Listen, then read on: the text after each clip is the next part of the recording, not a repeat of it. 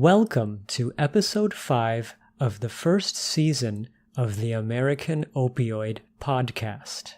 If you just started listening, you'll want to go back and start with episode 1. More information is available at www.americanopioid.org.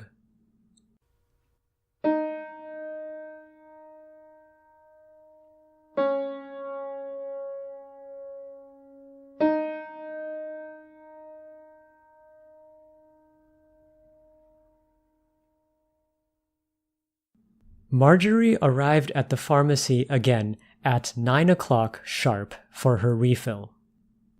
The pharmacist frowned when he looked up her patient record. "Says here that you were supposed to have a follow-up appointment with the doctor who saw you during your ER visit. What happened?" "Oh," Marjorie said. "Something came up. I'll need to reschedule that." "Okay," he said. "Make sure you do.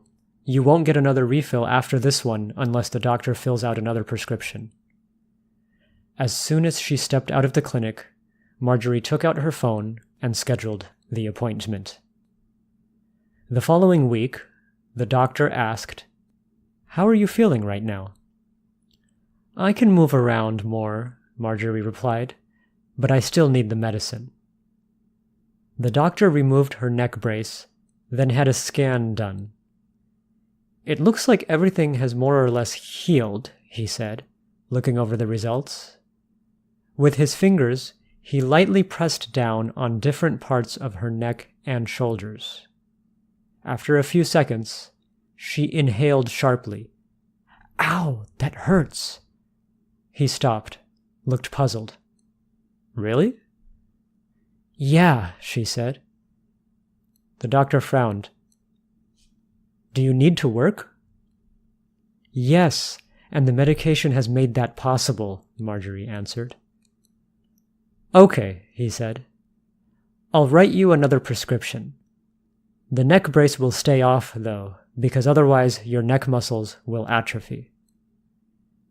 Marjorie arrived at the hospital pharmacy at 9 o'clock sharp, clutching her brand new prescription triumphantly. In the days that followed, she found herself absent-mindedly searching online for more clinics in South End. That weekend, she entered the doors of one such establishment. The doctor told her to use heating pads and to avoid craning her neck. She stalked out, muttering under her breath. An hour later, she entered another clinic. As she waited for her name to be called, she sensed that this place was different. The vibe was off, even by medical waiting room standards. People shifted restlessly, averted their gaze. It was as if they did not want to be seen by anyone they knew. The doctor wrote her a prescription within 5 minutes. She drove directly to a pharmacy that she had also looked up in a seedy part of town. Minutes later, she walked out with the small container in her hand, shaking her head in disbelief at how easy it was. She got in her car and drove to a third clinic. When Marjorie arrived back home, she saw a fair-haired, round-faced boy on his porch across the trailer park. She walked over. "How are you doing, Benny?" she asked. "Where's your mom?" Benny was in the same spot so often that the residents called him the Trailer Park Lookout. He was up in everybody's business, simply because very little escaped his attention. "I'm not talking to my mom," he replied, gazing up at her from his wheelchair. "Why's that?" Marjorie asked. "She takes stuff from me," Benny said. "Stuff I need." "Oh, I'm sorry to hear that," Marjorie replied. "What do you need?" Benny's expression hardened. "She said I'm not supposed to tell anyone. She says she's borrowing it. But she never gives it back. I hate her." "Well," Marjorie said, "I'm sure it'll all be worked out soon." She turned around to go, then stopped and turned her neck more than 90 degrees as she looked back over her shoulder. smoothly, without a trace of discomfort. "Your mom is in the house right now?" "Yeah, but I'm not going back in. She has to come here." "Okay," Marjorie said. "Take care, Benny." She walked back to her own trailer. Benny was adorable, but he always had problems with his mother. At home, Marjorie got out her phone, started searching for more clinics just in case she had missed any, then froze. The advertisements appearing alongside the search results. "What is going on?" she whispered. She quickly closed the window, then decided to log on to social media. She scrolled through the recent postings of various acquaintances. A baby, a beach vacation, a graduation. Then she froze again. An advertisement, like the ones she saw moments ago. She went to a random news site, scrolled through, and sure enough, the exact same advertisement. They were following her wherever she went. "Do you need help? Our rehab clinics can be your road to recovery." "Screw you," she said, then threw the phone across the room. It clattered on the kitchen floor. She reached into her purse and took out 6 containers of pills. The sight of them made her feel calmer. She ingested a pill, then carefully stowed the rest in a cupboard far out of Matt's reach. She would need to pick him up soon. Before heading out, she looked down at the neat row of Sybil's books. The book Matt was currently reading was opened on the floor, and he was almost finished with it. On a whim, she picked up the next book in the series and stowed it in the cupboard. The colors looked the same to her, and she wanted to find out if he could tell that there was a gap. The next day, she watched intensely as he reached the end of his current book, then went back to the beginning. The following weekend, he finished his run-through of all the books he had completed thus far, and then went on to the next book that was not actually the next book. She waited, holding her breath as he turned to the first page. No reaction. Business as usual. She relaxed. The books were a diversion, nothing more. The next day, she took Matt to the park. She knew his antics on the playground. He would avoid the swing sets, the slides, basically everything that made it a playground.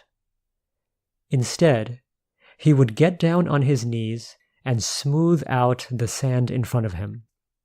Then, with the pinky finger of his left hand, he would start tracing random lines that crisscrossed with each other.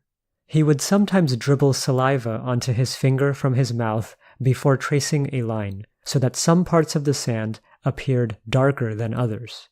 He would trace so many lines and would intersect them so many times that by the end it was difficult to tell them apart from each other, even with the differences in shading enabled by his saliva.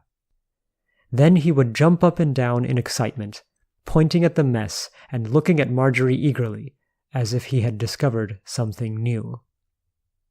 But this time, Matt was more aware of what was happening around him. A toddler was tossing a small orange ball around. He would throw it, then pick it up, only to throw it again, as if he were playing fetch with himself. Matt stared at the toddler, whose mother was nearby. At one point, the toddler appeared to lose his grip on the ball right before he intended to throw it, and it sailed behind him and rolled behind a slide. The toddler, befuddled, looked everywhere around him, and then started to wail. The toddler's mother went to the slide and kicked the ball so it was visible again. The toddler, upon seeing the ball, scampered toward it and cradled it in his arms as if it were a small stuffed animal. Matt pointed at the toddler's mother, looked back at Marjorie, and said, She didn't hit it. Marjorie gaped at him from the park bench. These were the first words she had ever heard him speak. You hit it. She didn't hit it, Matt said. His other hand was up at his neck, 3 fingers pressed lightly against his throat. You are bad. I want her to be Mommy. You are very bad, Mommy. Marjorie scrambled over to Matt, scooped him up, and started carrying him away, back to the car. He continued speaking into her ear in a disturbingly even tone of voice. Bad Mommy. Bad, bad, bad, bad. That night, he refused to fall asleep next to her in the bedroom. Instead, he got up and wandered around, lifting the couch cushions, rummaging in the closet, trying to find it, what she had hidden. The next day, Marjorie called Tanya, Matt's former signing instructor. He spoke? Tanya asked. Yes, he did, Marjorie said. At the playground, for the first time ever. What did he say? Tanya asked. Yikes. Marjorie said. Mommy, and some other stuff that was hard to make out. Aww, Tanya said. That's so cute. Marjorie remembered why she called. So, how is that possible? How can a deaf child even understand spoken English, let alone speak it? There was a pause. He must be reading lips. Many deaf children resort to that when they don't have a lot of access to people who can sign. It's a survival mechanism. Interesting, Marjorie said. Does that mean he could actually function in a non-deaf school? I wouldn't recommend it, Tanya said. The outcomes are not good. Deaf children who go to schools where instruction is only oral will read at only a 4th grade level when they turn 18. On the other hand, deaf children who go to schools where they are taught in sign and then learn English as a second language will usually read at grade level when they turn 18. Her recitation had the labored tone of someone who had repeated those statistics many times to parents over the years. Parents who always wanted to hear something different. Your son would do far better in a deaf school, Tanya continued, which is why you'll want to fill out that application to enroll him in the school in High Falls, the one with a dedicated deaf track. The deadline is coming up soon. Okay, Marjorie said. I'll keep that in mind. Just to let you know, I'm planning to get a cochlear implant for Matt. Some circumstances came up that delayed me, but I'll have a consult with the audiologist soon. Oh, okay. Well, for cochlear implants, the same principle applies. The sooner, the better. Yeah, I know, Marjorie said, somewhat annoyed. The next call Marjorie made was to the audiologist's office. She spoke to the secretary and locked down an appointment. There. It was done. Later that day, when Marjorie picked up Matt from City Day Nursery and came home, the missing volume was on the floor. Marjorie, who had put it there, watched as Matt eyed it suspiciously. He moved toward it slowly, as if any sudden movement on his part might make it disappear again. He opened it to the first page. After a moment, a broad grin spread across his face. At bedtime, Matt refused to sleep in the bedroom again. Instead, he lay down on the floor of the living room, both arms wrapped around the book. She pleaded with him in sign, but he refused to budge. When she tried to pick him up and carry him to the bedroom, book included, he yowled and bit her arm, hard enough to leave an imprint. The medication was making her sleepy, and she retired for the night. Perhaps an hour later, she sensed a warm body on the mattress next to her. Turning on her phone light, she saw that it was Matt, with his arms still wrapped tightly around the book. Light off, he signed with his hands, then folded them back over the book. "You want to sleep here?" Marjorie signed. "What made you change your mind?" "Because monsters," he signed back. Marjorie smiled. At the end of the day, he was still just a 4-year-old. Marjorie turned off her phone light, and he snuggled up against her. She stroked his hair and marveled at how the little runt could give her so much pain and so much happiness at the same time. Then disaster. Marjorie arrived at a pharmacy that Saturday with one of her prescriptions. The pharmacist entered the information into the system, then shook his head. "I'm sorry," the pharmacist said. "According to this, you've already had a prescription filled for this medication, which was written by a different doctor." Marjorie gulped. "I don't understand. Everything went through last time." "There's a new state law that just went into effect this week," the pharmacist said. "We had to implement a database that tracks prescriptions for opioid medications in order to prevent abuse and fraud. They passed the law after an investigation found that at least 6 counties in this state had more opioid prescriptions filled than people who actually lived in those counties. One of those counties was this one, in fact." Marjorie felt a tinge of panic. She needed to get out of there. Okay, I'll go back to the doctor and check. Thanks." As she hurried out, the pharmacist called after her. "Hey, miss, if you think you need some help, there are some resources we can refer you to." "Thanks," Marjorie cut in, "but I'm fine. It's just a mix-up. Nothing more." The same thing happened at the next pharmacy, and the next. They were now all connected to that goddamned database.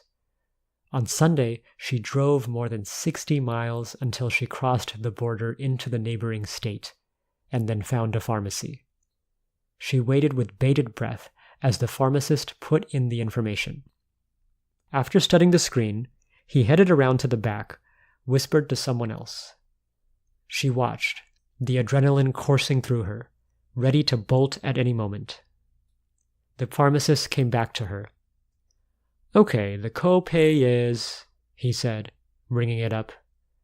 It worked! She clutched the small bag happily, then headed to another pharmacy with the next prescription, only to be crushed. The pharmacist peered at his computer screen. "So, it says here that you've already had a prescription filled for this, which was written by a different doctor?"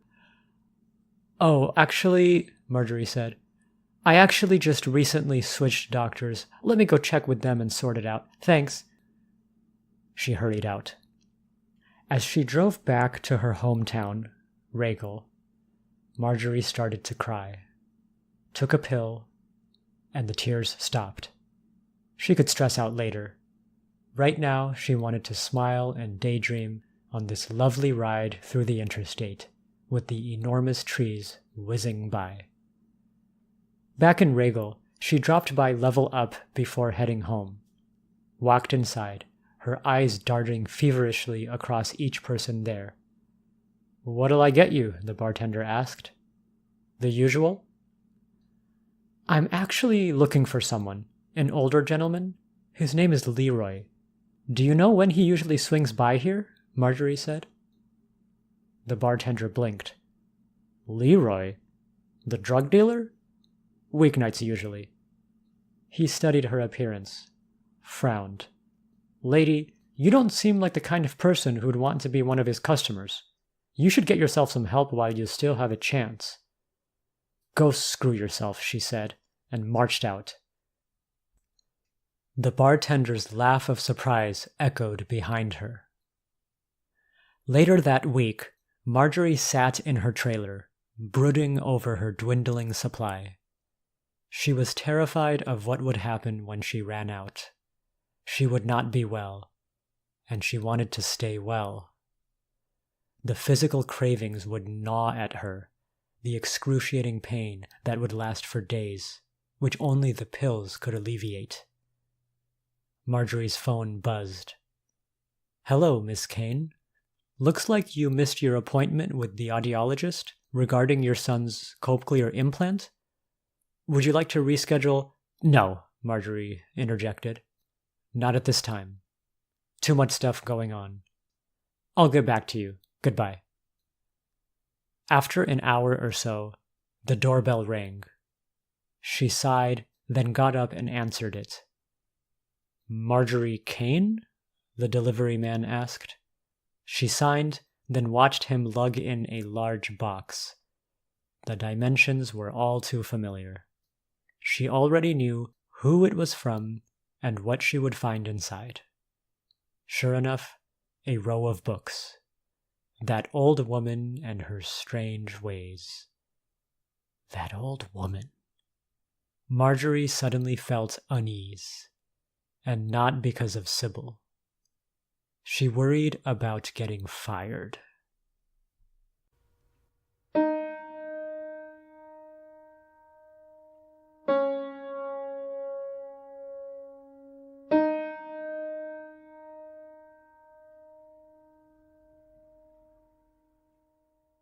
In the next episode, Marjorie becomes increasingly aware of the fact that her dependence on opioids could jeopardize her job.